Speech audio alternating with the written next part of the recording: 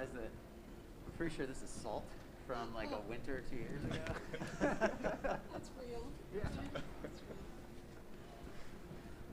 It's your Minnesota bona fides. Yeah.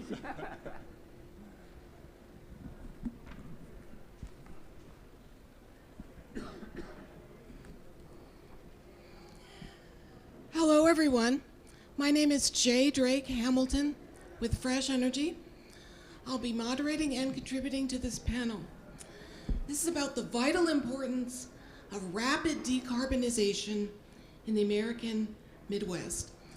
Thank you to America is All In and the U.S. Climate Action Center for providing leadership and pavilion space at COP26. We are delighted to be joined by some of you. Some of our audience is live, some will be virtual by live stream, and some watching the recording or on YouTube at their convenience. All In is the most expansive coalition ever assembled in support of climate action in the United States. In the Midwest, at least 12 cities and counties are members of America's All In. Companies in Minnesota, including members, are 3M, General Mills, Aveda, Best Buy, Cargill, and Target. Ours, and I'll show you who we are, ours is a set of stories about the need to accelerate the pace of climate action, all speed and at the scale of the urgency of the climate emergency. Very encouraging leadership developments are underway that you'll hear about today in the Midwest. We have seen that subnational governments can increase their climate action because renewable energy and clean energy can do this while bringing good paying energy jobs. In just Minnesota, the state has at least 61,000 clean energy jobs. 43% of these are in rural Minnesota and in every one of our 87 counties. Decarbonizing the Midwest will help accelerate progress toward the U.S. nationally determined commitment to meet our target under the Paris Agreement.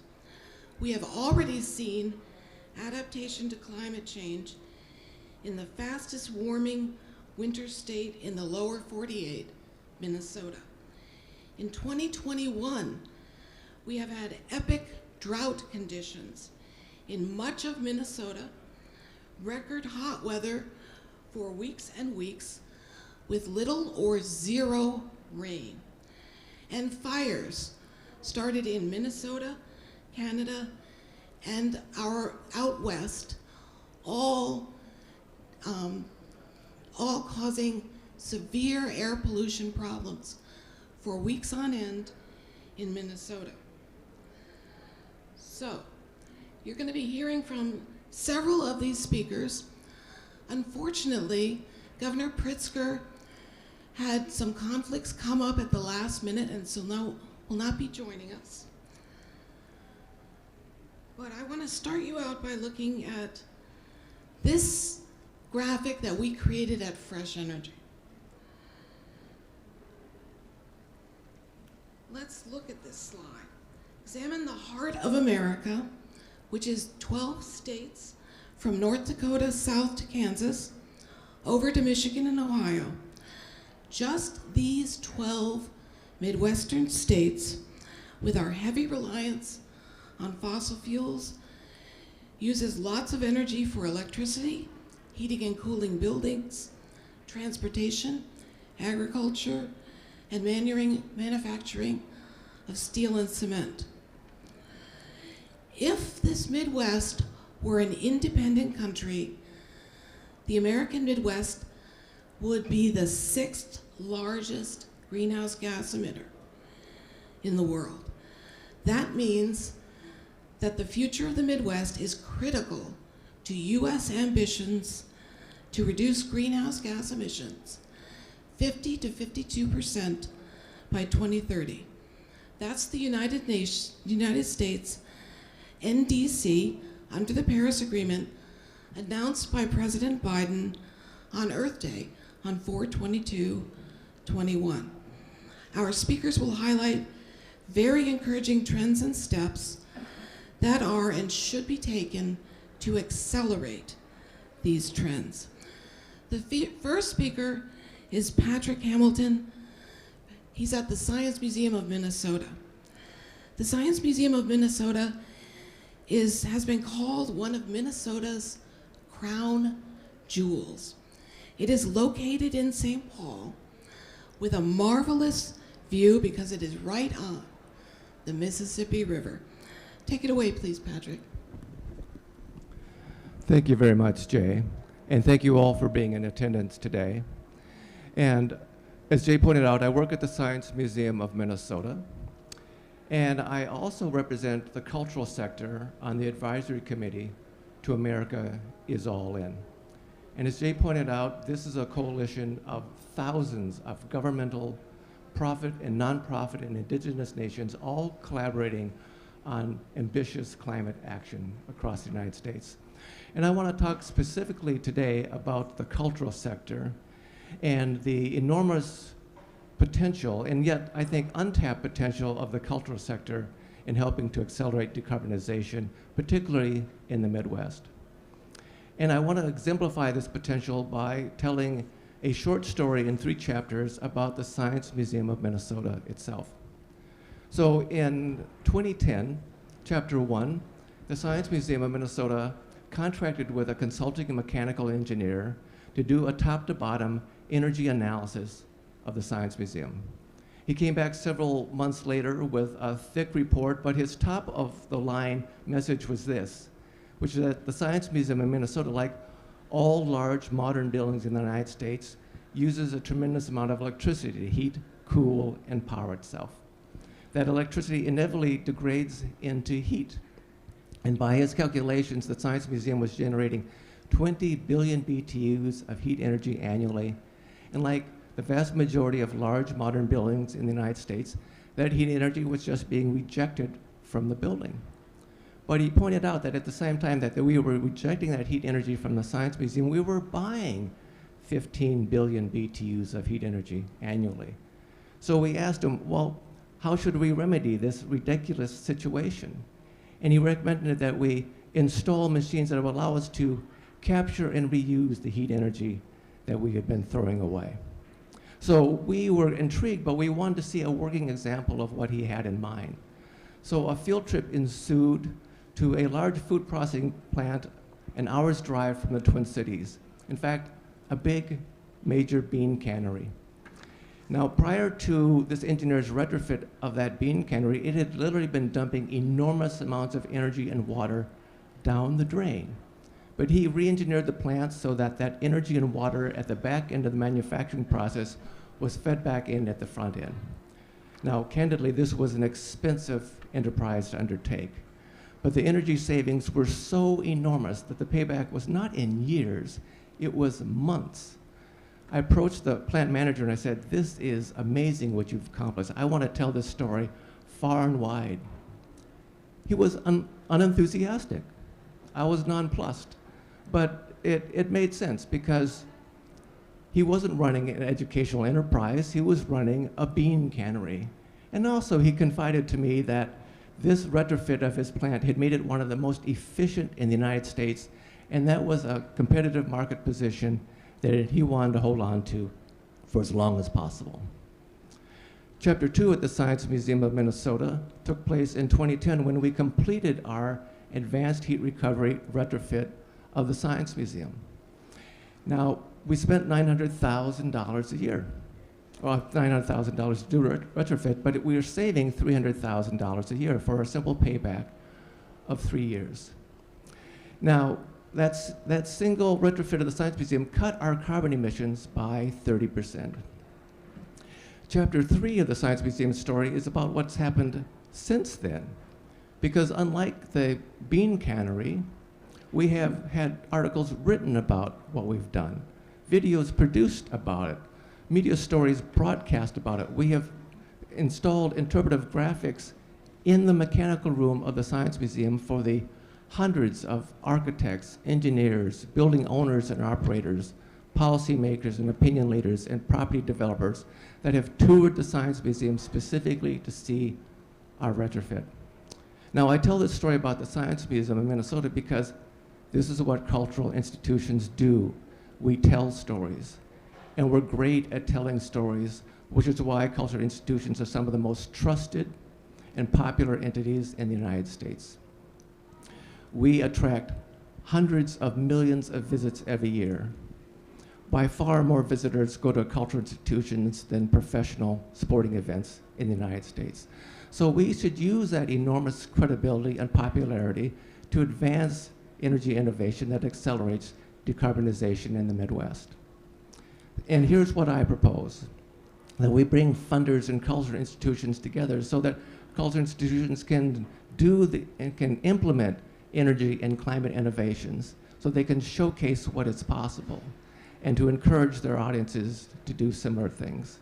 Now, to be eligible for funding, I submit that cultural institutions would need to both do the retrofitting and also tell the stories about what they did, how they did it, and why they did it, and in order to encourage their audiences to ambitious climate action. Because imagine the enormous economic employment, equity, education, and environmental benefits if energy innovative cultural institutions in the Midwest weren't rare, but commonplace. We really need to convert imagination into reality, and I look forward to engaging with any and all of you interested in accomplishing exactly that. So thank you very much, and I hope that what I've said intrigues you for further conversation later on. And we'll have that discussion starting in about 30 minutes. Now, if you look at the screen behind me, you see our second speaker was to be Governor J.B. Pritzker of Illinois. And he had a conflict come up during the night elsewhere at COP, and so he could not be here. But I want to say a few things about why he was invited to join this panel. Governor Pritzker signed into law this fall a bold, nation-leading clean energy policy. It is called the Climate and Equitable Jobs Act, also known as the CEJA. Illinois is centering communities most impacted by the climate crisis. In doing so, Illinois became a real, equitable climate leader. They aim for carbon-free electricity by 2045. In looking at this bill and the discussion in the press about this bill over the last few weeks, I saw a really interesting fact. About 50 Illinois legislators signed on to an equity letter stating that if they don't see climate equity in the bill, they would not sign the bill in the lead up to this. And they stuck to their principles on the equity portion. The bill focused on immediate climate reductions, carbon reductions, as economically as possible, but also with equity. Our next speaker is Dr. Greg Downing. Greg is the Sustainability Director for Cargill. So he has a little harder road to hoe here because he works on a global issue. So I've asked him to talk not only about what he's doing globally for Cargill, but also to focus in a little bit more on the American Midwest, because I know Cargill has a lot going on, especially with very exciting pilot programs. Greg. Thanks, Jay, and thanks for the invitation to be here. I think, so just a little bit about Cargill. Cargill's a global agribusiness company. At a very basic level, what we do is we help get food from where it's produced to where it's needed. We might process some of that food along the way. And basically we connect farmers to food manufacturers to restaurants to retailers. So we play kind of a role in the supply chain that's interesting from a climate perspective. And Jay was talking a little bit about some of the impacts that we're starting to see from a climate perspective: drought, increased severe weather events and floods, and all of these things impact farmers and their ability to produce food and to feed the world. And so for Cargill, climate is an issue that's really at the core of how we think we'll be able to feed the world in the future, and is really one of the most pressing issues that we feel like needs to be addressed going forward. And so it's a huge area of focus for us. As Jay said, we're a global company, but we are headquartered in Minneapolis, and so we are very proud members of the Minnesota community, the Midwest community, and a lot of our climate-related work is centered in that region. We a few years ago set science-based targets to reduce our emissions both in our operations and in our supply chains, and have been working actively to build out those strategies and implement programs that will allow us to meet those goals. And I'll talk a little bit about some of the stuff we're doing in operations, and then mostly about stuff we're doing in our supply chain. So we do have a number of large food manufacturing facilities in the Midwest. There's really sort of two approaches that we're taking right now. So one, we're looking at efficiency to try and reduce the amount of energy we use in those facilities as much as possible. Some of that is investment in newer, more efficient capital equipment. Some of it is just behavioral change and implementing conservation practices and management practices that allow us to monitor energy use on a very regular basis. One example is we have in our largest emitting facilities, we model how much energy we think a particular process should take, and then we monitor the actual energy consumption against that model. And as soon as we start to deviate from that, we have remediation measures in place to identify why that deviation is happening. And that's led to huge energy and cost savings as we've rolled that out to a number of our largest facilities. We're also looking at the source of energy. We use a lot of, like the museum, we use a lot of electricity in our operations. And so we've been working more and more on how we can source cleaner energy. So we have signed some agreements with a couple of different large offsite renewable projects. So there's the Crocker Wind Farm in South Dakota that we're one of the larger off-takers of, and then the Prairie Wolf Solar project that's just starting to come online in Illinois, which is a 200 megawatt solar installation in Illinois. And so those types of renewable energy opportunities we're continually looking for, and are excited, are encouraged by the continued expansion of access to renewable energy. So that's a little bit on the operations side, but I would say at least most of my work is focused more upstream on the supply chain, and really 95% of Cargill's emissions come from outside of our operations, and the majority of those come from the actual production of agricultural commodities, whether it's corn or soy or wheat or beef. That's where the emissions are coming from, and so that's where we're really focused from trying to stand up and drive initiatives. We're really focused on soil health and practices that we can help encourage farmers to adopt that help soil health, and that has a number of benefits. So, and when I talk about soil health, we're looking at regenerative agriculture practices like cover crops, reduced tillage, better nutrient management, better crop rotation. and what those practices do, they do a couple things.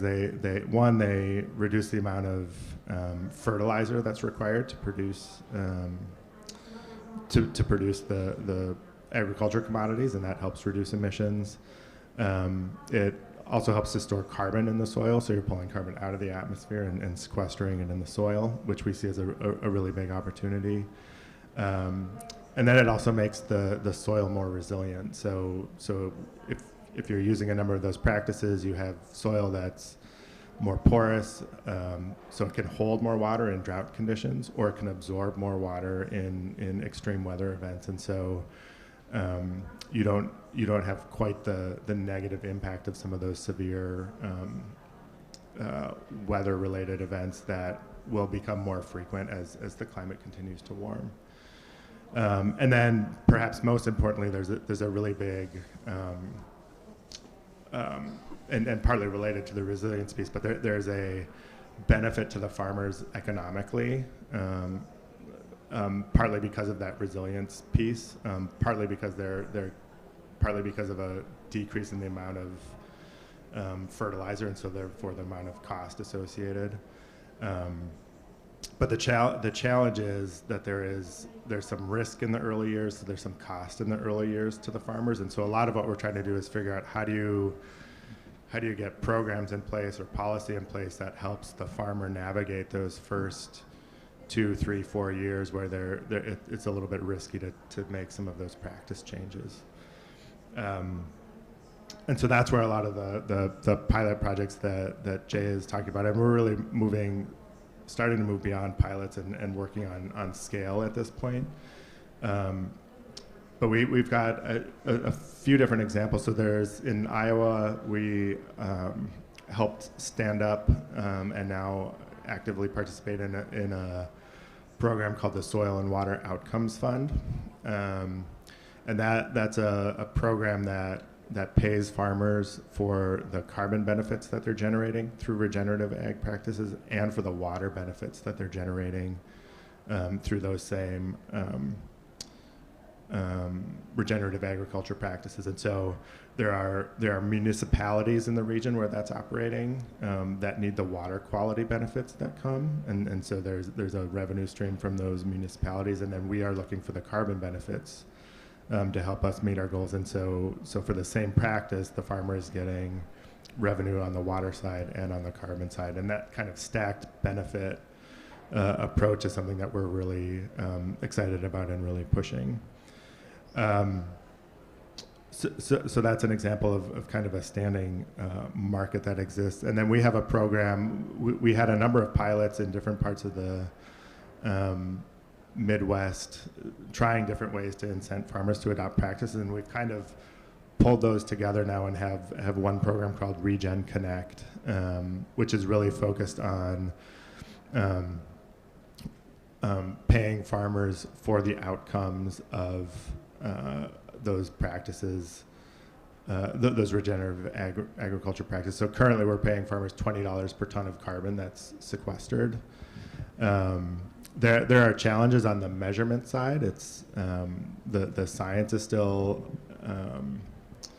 evolving, and the actual what's actually happening in the soil and our understanding that is still evolving, and so we're putting as much measurement in place as possible, but I think over time our understanding of how that works will get better, and we feel like sort of this additional carbon revenue stream is a potentially really interesting one for farmers going forward that will help diversify their income stream as well. So that's been a focus of a lot of our activity. And then just the last example I'll give, we are one of the largest beef processors in North America. And we have a program called Beef Up that's focused on reducing the footprint of the beef supply chain. And one of the big areas we're focused on is regenerative grazing practices. So all beef cattle spend the majority of their lives grazing on grasslands, and if done properly, that grazing can again pull carbon out of the atmosphere and sequester it in the soil. And if you think about the grasslands in the U.S., they, you know, the buffalo herds helped. The grasslands evolved with buffalo it being an important part of that ecosystem. And in the modern context, grazing cattle can play that role that buffalo had historically played. And so we actually see cattle as being an important part of a healthy and thriving grass ecosystem. But it has to be done right. And honestly, historically, it maybe hasn't been done exactly right. And so a lot of our work is trying to figure out how do we improve grazing practices so that it sort of replicates that natural role that the bison herd used to play. So I think I'll wrap up there. We'll chat a little bit more, but really excited about where things are going. Thank you so much, Greg. And I'm developing a small deck of questions for all the speakers so far. And we'll start up a discussion once the four of us have all presented. I, again, am J. Drake Hamilton. I'm the Science Policy Director. I work for Minnesota's 30-year-old clean energy nonprofit, Fresh Energy. We shape and drive bold policy solutions to achieve equitable, carbon-neutral economies. Fresh Energy speeds the transition to a clean energy economy.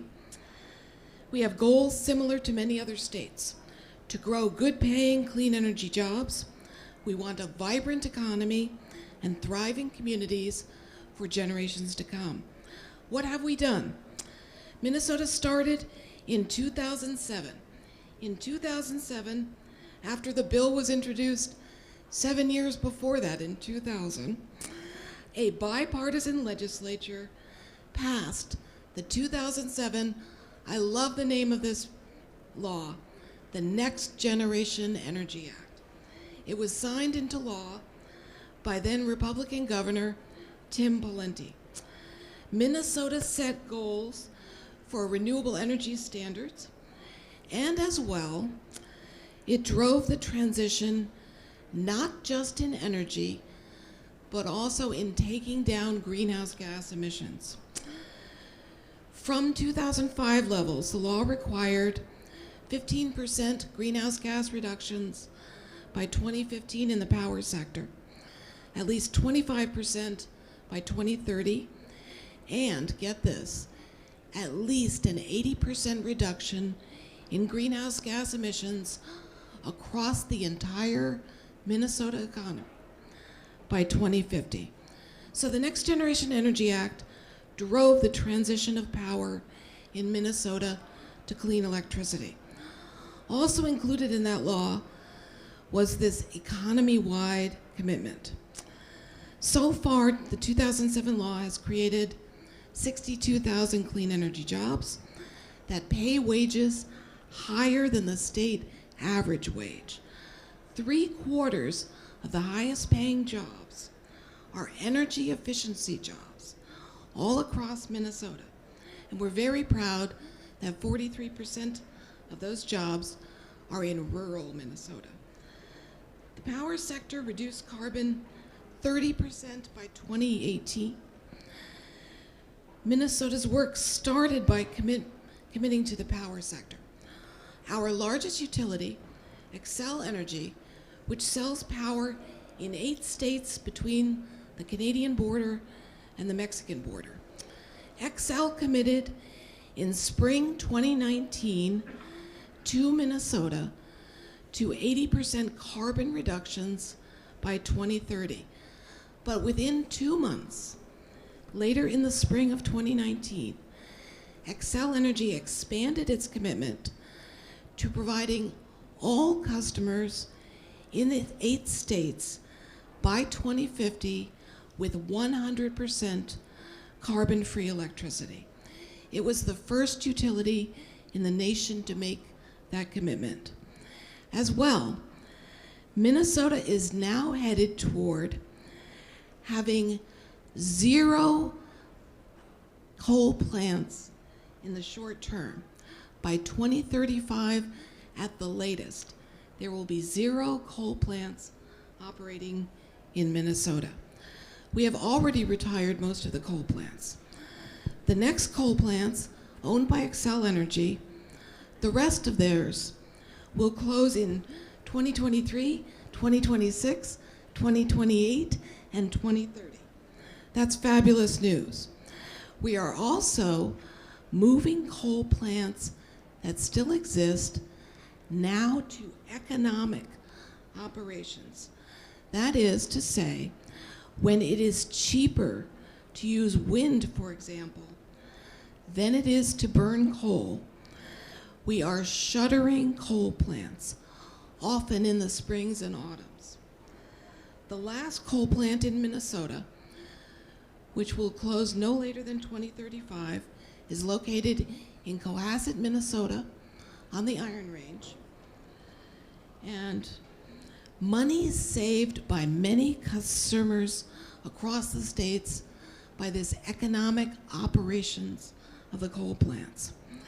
So soon, no coal will be burned in Minnesota, and the economics are now being recognized and leading to fast disinvestments in overly expensive coal plants in both North Dakota and South Dakota.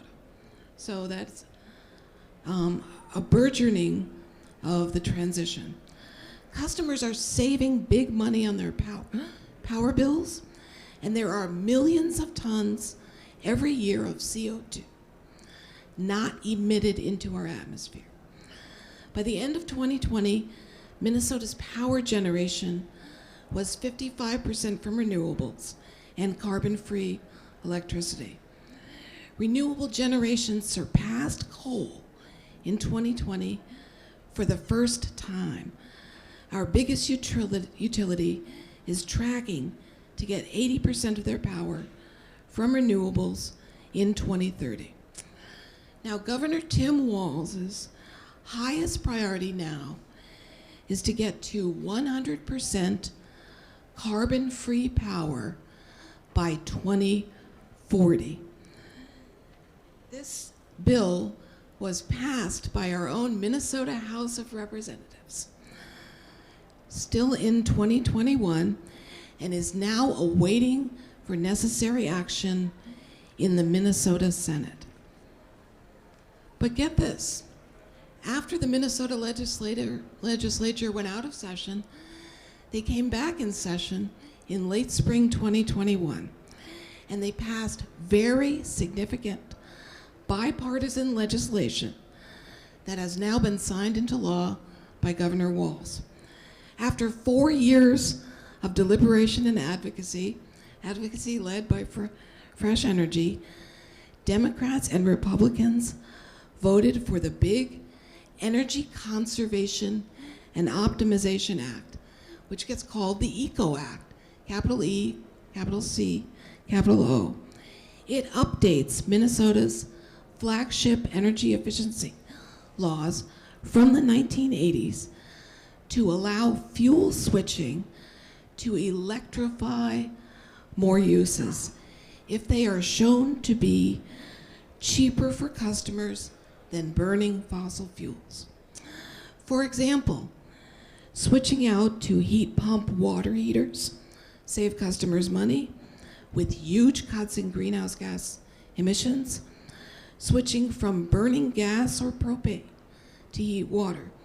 And the ECO Act will increase utilities' investments in efficiency programs because, and I'm very proud of this, Fresh Energy staff did a number of information requests from all utilities. And we wanted to know, since energy efficiency had been around since the 1980s in Minnesota, how much of their money had utilities spent on under-resourced communities? What we found was those poor communities were underinvested in. And so the ECO Act was supported in 2021 by all utilities in the state when they saw those numbers. And what it will mean is that under-resourced communities will see more low-income community energy efficiency that should increase it, get this, by 250% to 300% more than those programs invest in now. Also in spring 2021, another bipartisan policy passed that again was supported by all utilities in Minnesota. It's called the Natural Gas Innovation Act. It requires regulators at our Public Utilities Commission to open a docket on the future of gas and to develop how to decarbonize the gas sector. Minnesota thus has joined similar future gas dockets going on in Colorado, New York, Washington, and California. I'm proud we're the first Midwestern state to do this. It will substantially reduce emissions and meet and exceed its greenhouse gas emissions reduction goals at the pace and scale the climate crisis requires. We will explore opportunities to shift from fossil fuels onto wind, solar, hydro, and zero carbon energy resources while saving consumers money. This future gas law is an innovative and future-focused law. The next steps for Minnesota: we must update Minnesota's goal in power to reach 100% carbon-free electricity by 2050, up from 80% carbon-free by 2050. We are awaiting action in the Minnesota Senate. We must also decrease emissions from existing buildings throughout Minnesota 50% by 2035. And I want to introduce our next speaker. To my left, your right, is Tim Sexton. Tim serves as the Assistant Commissioner of the Minnesota Department of Transportation, which is also, since 2016, the biggest sector producing greenhouse gas emissions in the state. Take it away, please, Tim. Yeah, thanks, Jay. Appreciate the opportunity to speak today. And I think it's fitting that there's this conversation that involves folks from the agricultural sector, cultural sector, and then also the conversation that Jay just had about energy. Transportation has really changed, especially in the last decade, and that, we used to do roads and bridges primarily, but now we comment on dockets at the PUC. We actively engage with utilities, the agricultural sector, engage with cultural institutions and others. So I think this is just a well-organized panel, Jay, so thanks for putting this together. It does reflect the diversity of the transportation system now and in the future. So in terms of the Midwest, though, I think that initial slide that Jay showed is really important. That the Midwest is really one of the largest sort of regional areas for greenhouse gas emissions within the US and globally. It's also really important, I think, culturally and politically. And actions in the Midwest can really, I think, scale on a national level, maybe in ways that things that, say, happening on the West Coast don't. I think actions that we've taken in Minnesota and throughout the Midwest, I think, they both inspire action and they don't maybe raise the same political challenges that some other actions might, whether that's happening in sort of the redder Southeast or the bluer West Coast of the U.S. But, in terms of context for today, I wanted to share a little bit about what's happening in Minnesota and what's happened in Minnesota, because it is translatable to the rest of the Midwest in many ways in the transportation sector. And so as Jay mentioned, transportation is now the #1 source of greenhouse gas emissions or climate pollution in Minnesota and, in most of the states throughout the U.S. And there's a story there around electricity and that it's declined, the emissions have declined so much that actually transportation emissions have declined, but much slower, which has raised that sector up to #1.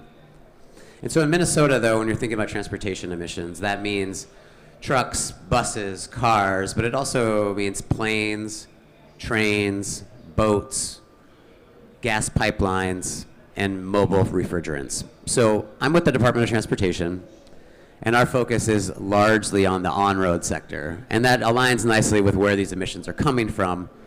So in Minnesota, about 70% of transportation emissions come from on-road sources, and those are the trucks, buses, and cars. So where we're a little bit unique, I think, in Minnesota, that's notable when before I start talking about the actions that we're considering or that we've taken, is that we actually have legislation that says what the Department of Transportation is supposed to do, and there's about 15 things.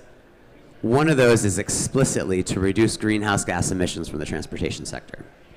So that's notable because I don't know that any of our other Midwestern peers have that. So we have a little bit more flexibility to set goals and to take specific actions around reducing climate pollution from transportation. So also mentioned previously was this Next Generation Energy Act that set state goals economy-wide. And while this was really for the Midwest and I think nationally, really important act, one of the gaps there is that it was economy-wide and didn't necessarily call out who is supposed to be doing what. So in 2018, the Minnesota Department of Transportation voluntarily adopted the statewide goals and applied them to the transportation sector. 2019, we did this project that we called Pathways to Decarbonizing Transportation. Involved a lot of community engagement, but also really helped to identify specific strategies the state could take to reduce climate pollution from the transportation sector. And it kind of became the foundation for a number of subsequent actions.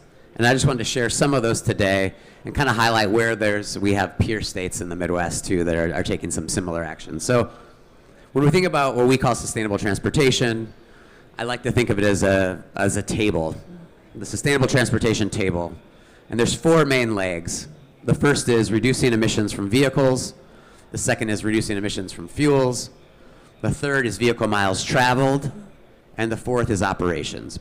So when we think about vehicles to start with, in July, Governor Walz took a really important step to adopt the low and zero emission vehicle standards, what we called Clean Cars Minnesota. This was a multi-year effort that involved a lot of advocacy from the nonprofit sector, a lot of leadership from our legislature in many ways. Eventually it was enacted through rulemaking. But what it did was really open up the supply of electric vehicles in Minnesota, was one of the big outcomes of that. It was a 2-part rule, but that was the one that was really, I think, important and notable for this conversation. And you know, the numbers aren't too important, but in terms of magnitude, you know, available electric vehicles went from somewhere to like 14 or 15 to over 40 in the state, or that's expected to happen as a result of this. So that's really exciting. Another related action that kind of gets in, that spans the connection between vehicles and fuels, and Governor Pritzker showed a lot of leadership here. It had to do with a multi-state collaborative called REV Midwest, the Regional Electric Vehicle Compact. 5 states in the Midwest agreed to work together on electric vehicles. So that's Minnesota, Wisconsin, Illinois, Indiana, and and Michigan. About a month ago, all agreed to work together to promote electric vehicles, promote equity, reduce pollution, and really work together to be strategic and cost-effective in future investments around electrification in the Midwest. We're talking about fuels is that other leg. You know, another really exciting thing that the Governor Walz asked the State Department of Transportation and the State Department of Agriculture to initiate a few weeks ago was to explore the potential for a clean fuel standard or a low carbon fuel standard in Minnesota. You know, currently California, Oregon, and Washington are the only states with low carbon fuel standards. Minnesota would be the first state in the Midwest to do so. And this is important because, you know, the exact numbers, again, aren't terribly important, and there's some speculation. But this is a policy lever that could be taken to reduce emissions from the transportation sector upwards of 50% by 2050. So it's a really exciting idea. The concept behind a low carbon fuel standard is you'd set a target carbon intensity level. All fuels would have to meet it. It's fuel neutral. It sets up this market-based incentive system. But it's exciting because it doesn't pick winners and losers. And it's exciting because there can be multiple co-benefits. And so for the Midwest, one way that we're different in transportation is the importance of biofuels.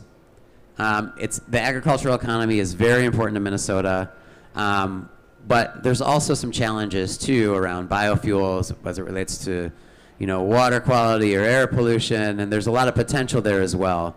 So the thought is, if Minnesota can get out ahead, the Midwest really has a potential to lead on designing a clean fuels or low carbon fuel standard that has multiple benefits around water quality, air pollution, and reduces climate pollution from transportation. So really exciting. The state right now is engaging with stakeholders from a number of different sectors with the idea of really seeing if there is a path forward that could be identified in January or February of this year.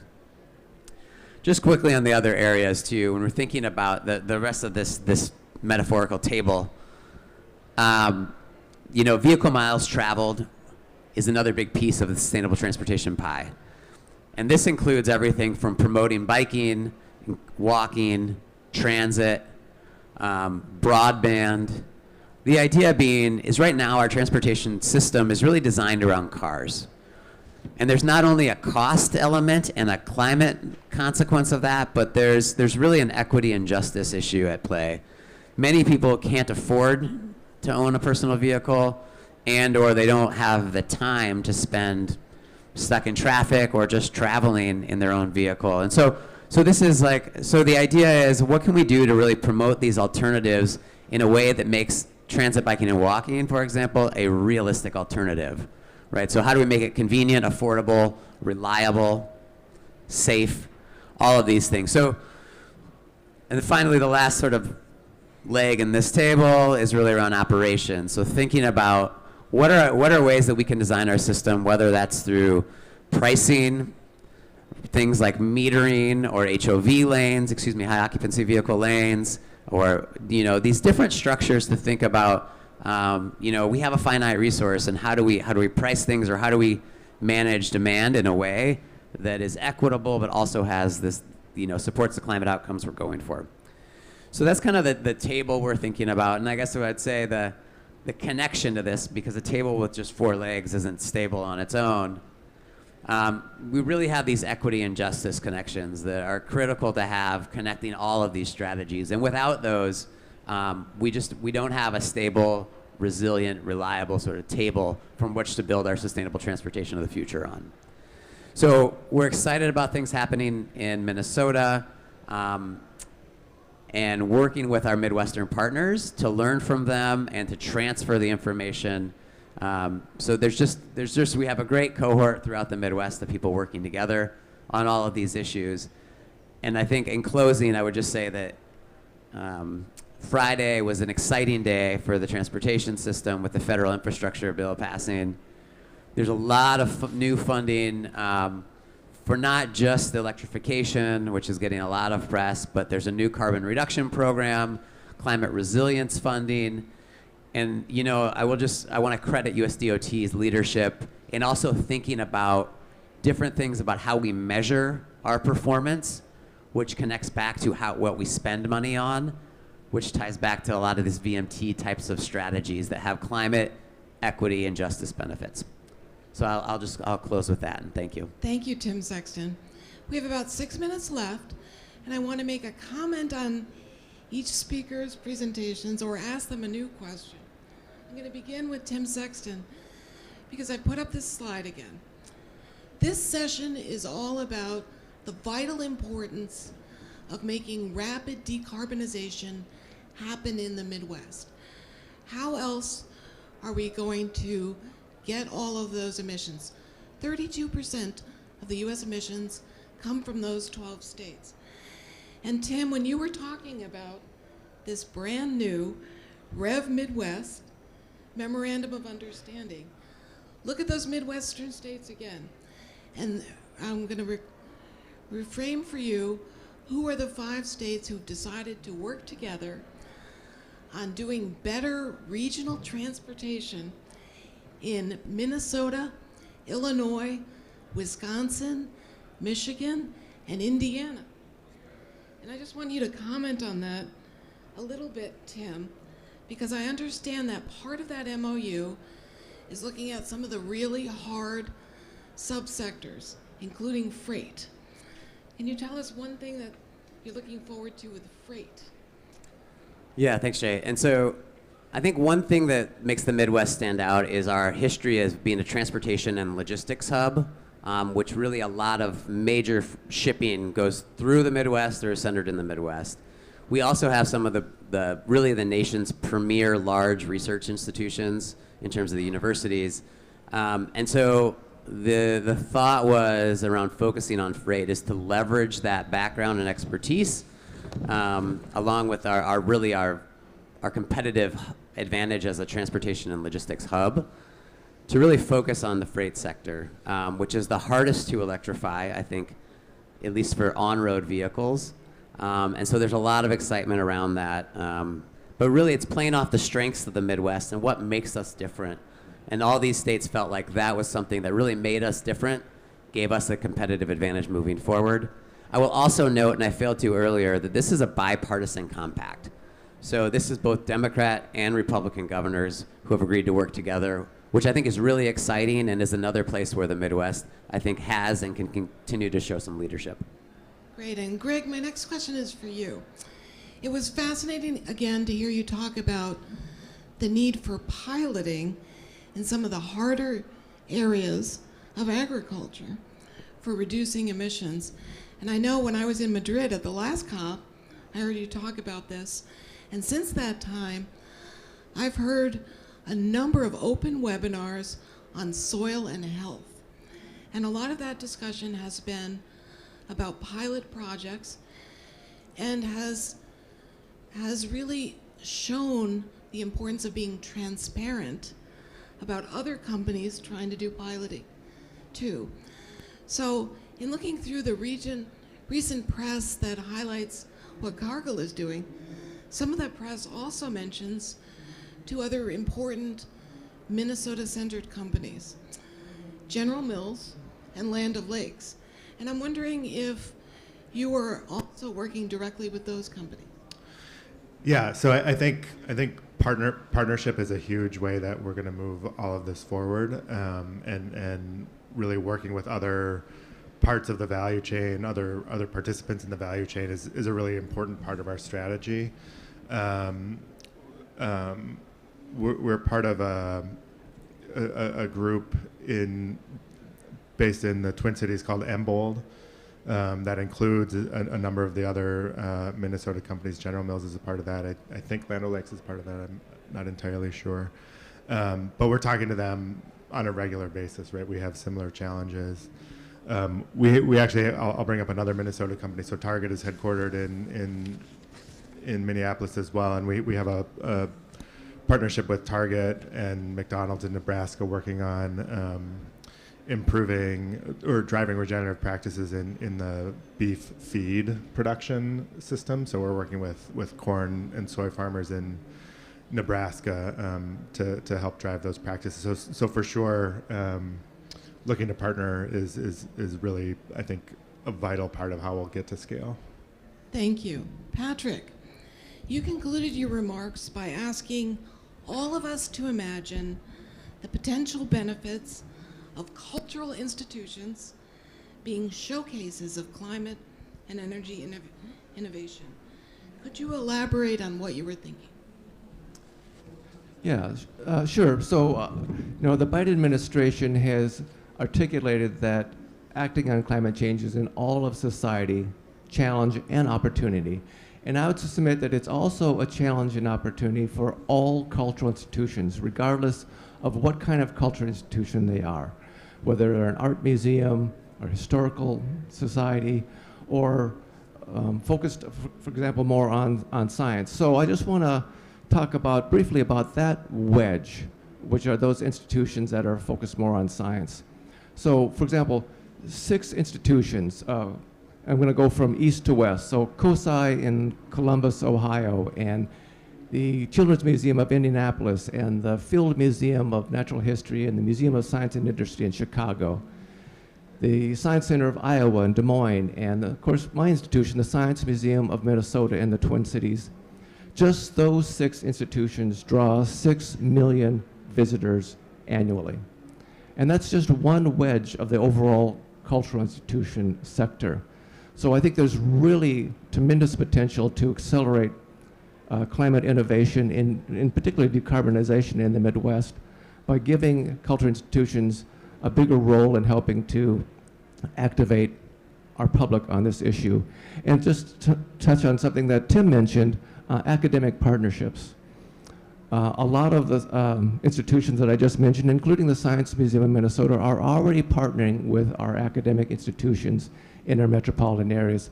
It would only make sense to expand that partnership to include working with those academic partners on climate change and energy issues as well. And I have one final comment I want to make on what we need to do to be successful in rapidly decarbonizing the Midwest. As Tim mentioned last week, Congress passed the infrastructure bill. That was step 1. Now, in the next couple of weeks, Congress needs to pass the reconciliation bill. It is known as Build Better Fast. And it would mean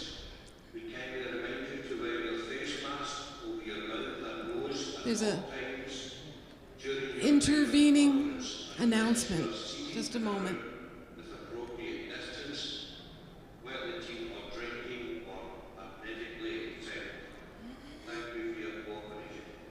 So the Build Better Fast, we need to pass that.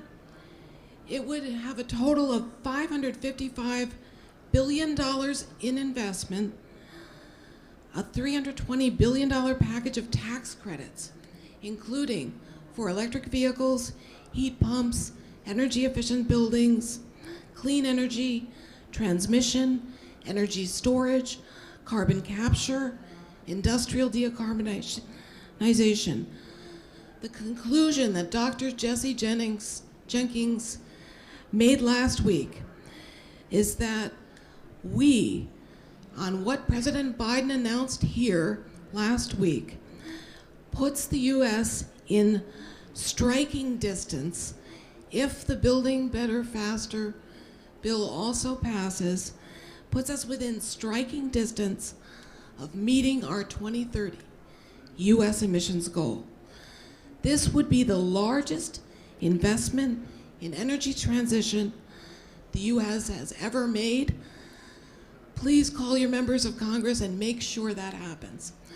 Thank you very much for joining me in person, people who are joining this later on YouTube, and please contact any of the speakers for more information. Have a great day. Thank you.